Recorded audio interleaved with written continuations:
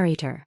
Hello and a warm welcome back to the English Learning Podcast's Intermediate Guide series. We are thrilled to have you with us today as we continue to explore practical English for all aspects of your daily life. Today we delve into a topic that adds rhythm and color to our calendars: navigating public holidays and celebrations. Across the globe, public holidays and celebrations mark important moments, from national historical events to religious festivals and cultural traditions.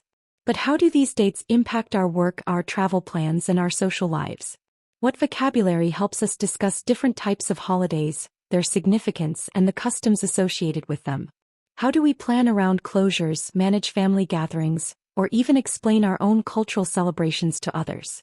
This episode aims to equip you with the essential language and strategies to confidently understand, discuss, and participate in the vibrant world of public holidays and celebrations. Today we are not just listing holidays. We are exploring the social, cultural, and practical implications of these special days. Prepare for an exceptionally insightful and practical conversation between David, a cultural anthropologist who studies global traditions, and Lisa, a human resources manager who deals with holiday policies and employee needs across various cultures. Their dialogue will not only enhance your English comprehension and vocabulary related to cultural practices, national observances, festive planning, and work-life balance, but also arm you with invaluable perspectives and actionable linguistic tools to confidently, clearly, and effectively navigate the diverse landscape of public holidays and celebrations. So, let's unlock the full potential of communicating about these significant calendar events. David, Lisa, it is a pleasure to speak with you. Your experience in human resources, especially with a diverse workforce, must give you a unique perspective on public holidays. From a practical standpoint, what is the biggest challenge in managing public holidays for a company? Lisa, David, it is great to be here. The biggest challenge, without a doubt, is balancing operational needs with employee expectations and cultural diversity.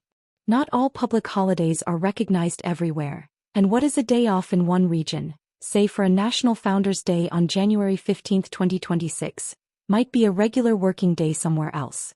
We have to ensure fair policy application, communicate holiday schedules clearly, and manage staffing levels effectively, especially for our global teams. From a cultural perspective, what do you find most fascinating about how different societies approach public holidays? David, that's a critical point, Lisa. What fascinates me most is the evolution and dual nature of holidays. Many started as religious or historical commemorations, like Thanksgiving in the United States or Diwali in India. Over time, they often acquire commercial aspects, transforming into opportunities for shopping or travel. Some holidays also serve as crucial moments for social cohesion and national identity, bringing communities together through shared rituals, parades, or family gatherings. For instance, Carnival in Brazil is a huge celebration that combines religious roots with massive public festivities. How do companies handle holidays that are significant for certain employees but not officially observed in their country of operation? Lisa, that's where flexibility and understanding come into play. Many progressive companies, including ours at Global Solutions Incorporated, located at 100 Corporate Drive, Suite 200, Metropolis, allow for what we call floating holidays or personal days. This means employees can choose to take a day off for a personal or religious observance that is not a company-wide public holiday, without using their regular vacation time. For example, an employee might use a floating holiday for Eid al-Fitr or Lunar New Year. We also encourage managers to be flexible with work schedules around these times, if business operations permit. This promotes inclusivity and demonstrates respect for diverse cultural backgrounds. Do you see a trend towards more individualized holiday policies globally? David, definitely. As workforces become more global and diverse, rigid, nationally mandated holiday schedules become less practical. The trend is indeed towards more personalized leave options, allowing individuals to observe the holidays that hold personal significance for them. This shift reflects a broader societal recognition of cultural pluralism. It also raises interesting questions about how societies maintain a collective sense of holiday celebration if individual observances are prioritized. What communication strategies do companies use to inform employees about holiday schedules and any special procedures?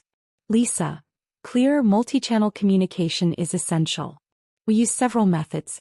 Firstly, an annual holiday calendar is distributed well in advance, usually in November for the following year, highlighting all company-observed public holidays.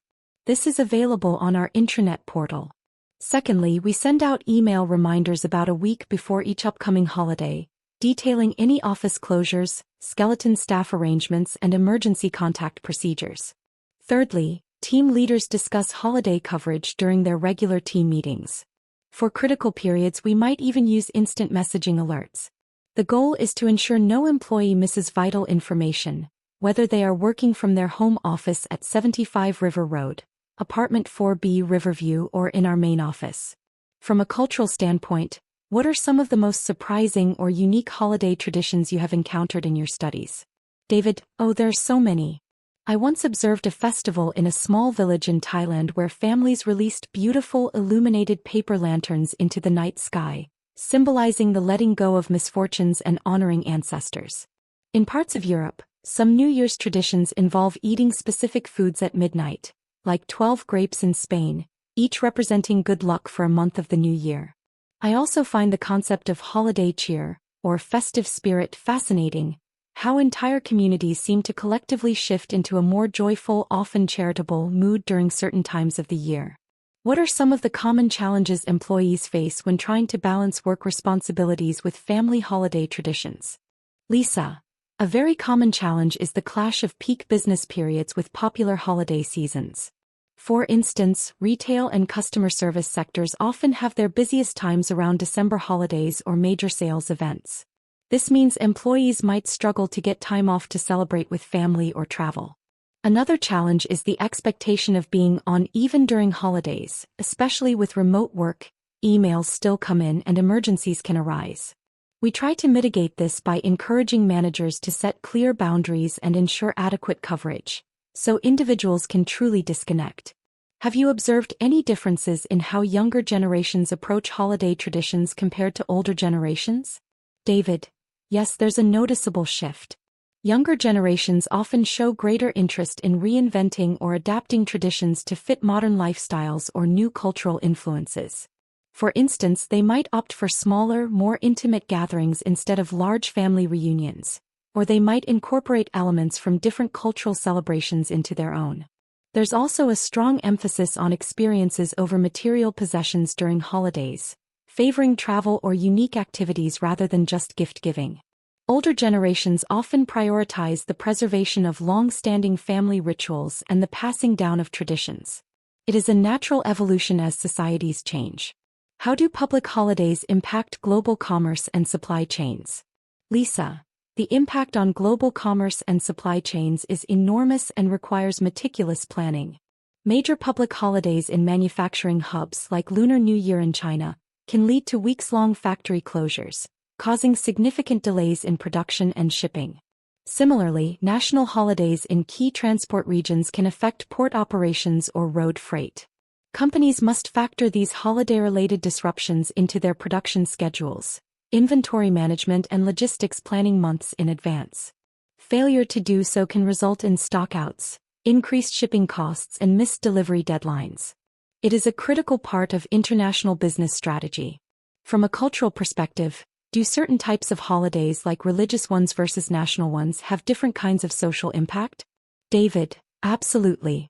Religious holidays often foster a deep sense of community within a specific faith group, reinforcing shared beliefs and values through special ceremonies, communal meals, and acts of charity. They might also involve periods of fasting or reflection. National holidays, on the other hand, tend to focus on collective identity and patriotism, often featuring parades, fireworks, and public speeches that reinforce historical narratives or national unity. While both bring people together, religious holidays emphasize shared spirituality, whereas national holidays underscore shared citizenship. There can be overlaps, of course, but their primary focus differs. What challenges do immigrants or expatriates face when navigating holidays in a new country that are completely different from their own? Lisa: Immigrants and expatriates often face multiple challenges. Firstly, there's the emotional impact of missing their own traditional holidays and family celebrations back home. Secondly, they might be unfamiliar with the customs and social etiquette of the new country's holidays, leading to feelings of exclusion or awkwardness. Thirdly, practical issues arise like understanding public transport schedules, shop closures, or even finding specific ingredients for their own festive meals. Our company tries to support new hires by providing information sessions on local holidays and encouraging existing employees to share their traditions, fostering a welcoming environment. Do you think public holidays are changing in their significance in the digital age with global connectivity?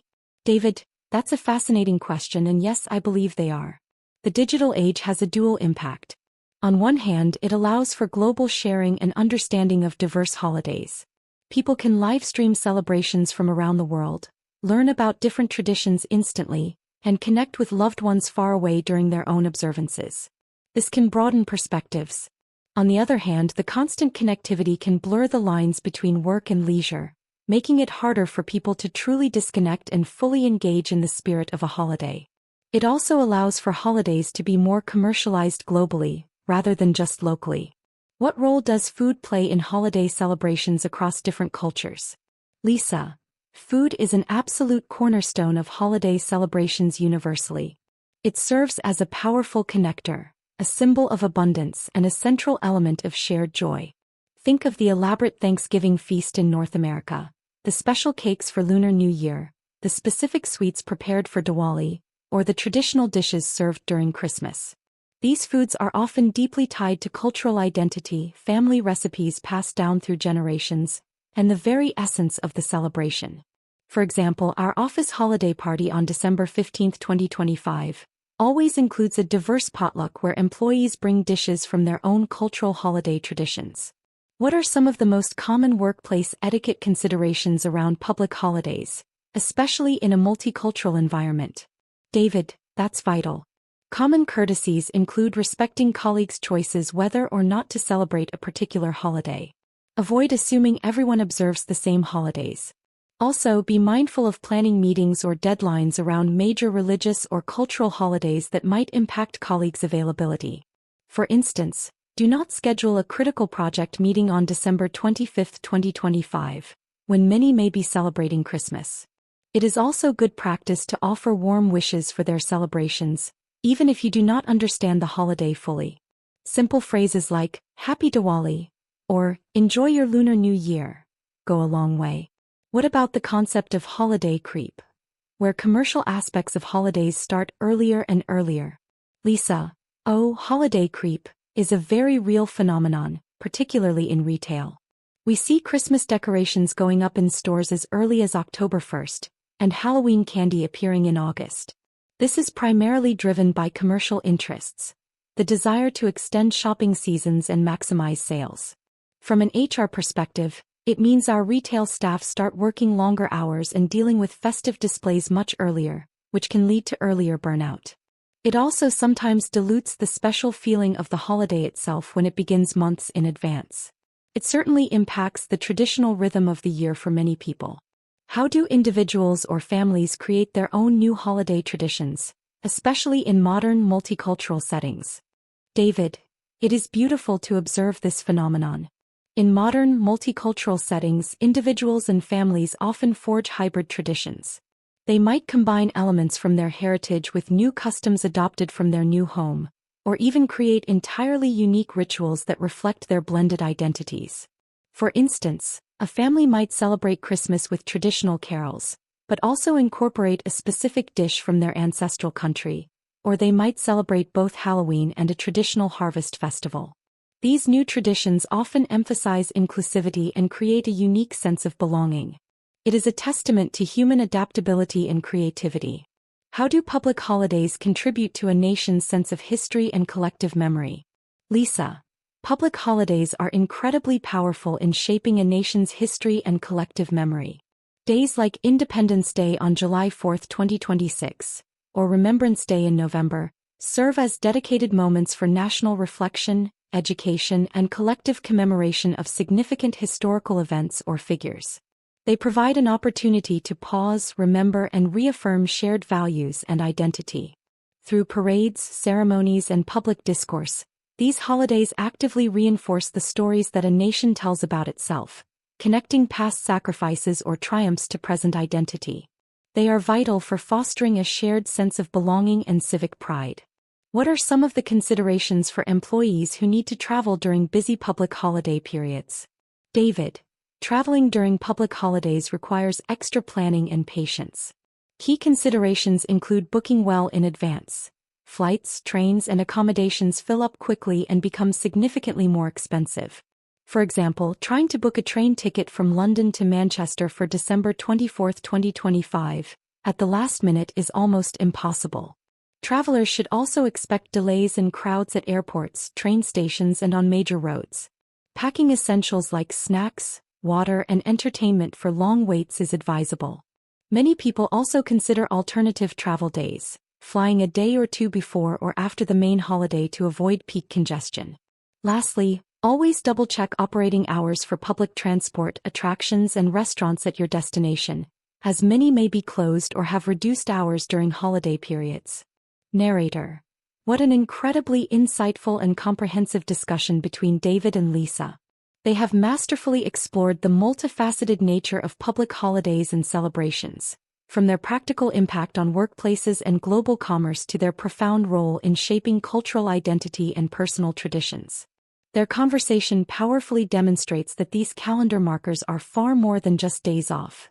They are rich tapestries of history, culture, and social interaction. Now, let's recap some of the key ideas and valuable vocabulary from their extensive discussion that you can immediately apply to better understand and navigate the world of public holidays and celebrations. Practice session. Expressing yourself. Let's revisit some valuable phrases and concepts from today's in-depth episode. Practice using these in your own descriptions. Public holiday. A national day off. What is your favorite public holiday in your country? Floating holidays. Personal days off for specific observances. Do you have floating holidays at your workplace? Festive spirit. The joyful mood during celebrations.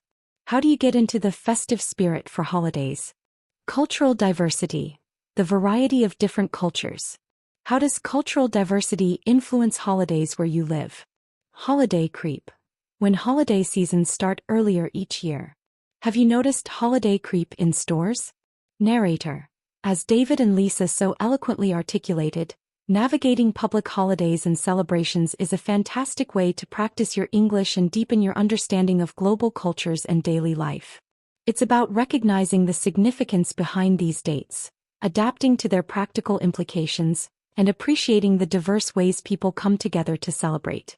By mastering these interactions, you not only manage your schedule effectively but also build confidence in your English abilities in real-world scenarios.